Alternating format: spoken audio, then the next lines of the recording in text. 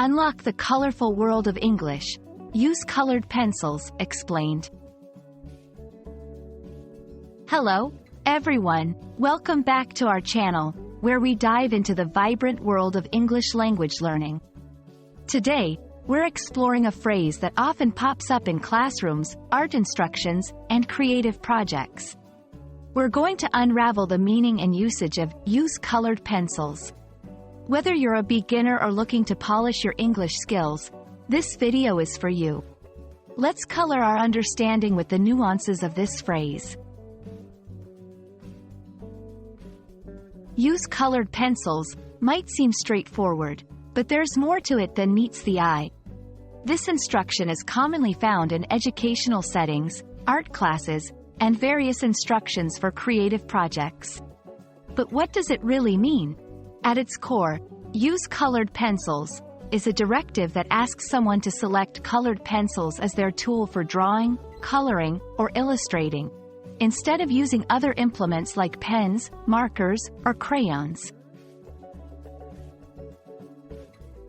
To fully grasp the phrase, let's break it down.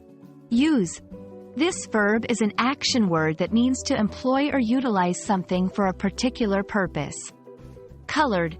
This adjective describes the pencils, indicating that they are not just any pencils but ones that have different colors. Pencils. This noun refers to a common drawing tool made of a narrow, long shaft of wood or plastic with a pigment core inside that is used for writing, drawing, or coloring. Together, these words form a phrase that directs one to employ drawing tools that have the ability to add color to their work, emphasizing the element of color in the task at hand. This phrase is particularly useful in various contexts.